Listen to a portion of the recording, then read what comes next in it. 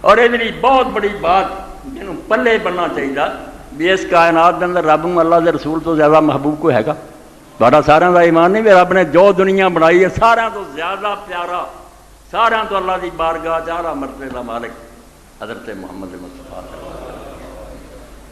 تے رسول کریم علیہ السلام اللہ نے بیٹے بھی دیتے مگر انہوں چونکہ زندہ رہا کوئی بیٹا زندہ نہ رہا۔ قاسم پیدا آیا فوت ہو گیا،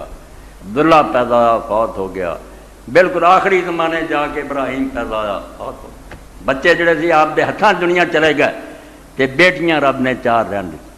بیٹیاں دنیا تے رہیاں، اللہ نے انہاں پر رسول اللہ صلی اللہ علیہ وسلم دا نام دنیا تے باقی رکھیا۔ اسی گل نوں حضرت امام جعفر صادق رحمۃ اللہ علیہ نے جب ایک بندے دے جم پئی تھی انہوں ویکھیا بھی نہیں یہ دل چ گلا آ گیا، تو امام نے فرمایا باب فضل بنات ہے 21ویں جلد ہے میرے کو ایسے میرا تو العقول دی باب فضل بنات کہ بیٹیاں نوں برا نہیں جان۔ یہ دوسرے نمبر دے اس باب دی حدیث ہے ان ابی عبداللہ علیہ السلام قال کان رسول اللہ صلی اللہ علیہ وسلم باب بنات۔ آپ نے فرمایا پرے مانسو کیوں بچیاں دے ویر پی جائے مارا جان دے جے، اللہ دا پاک رسول محمد عربی صلی اللہ علیہ وسلم بچیاں دا باپ کان باب بنات، ایک نہیں 4 ہوئیاں اور 4 رب نے زندہ رکھیاں، 4 حضور نے نکایا، انہوں نے بیٹے بیٹیاں جنہاں چ ہوئے جن چ نہیں ہویا نہیں، مگر اللہ نے بیٹیاں دا باپ حضور نے بنایا۔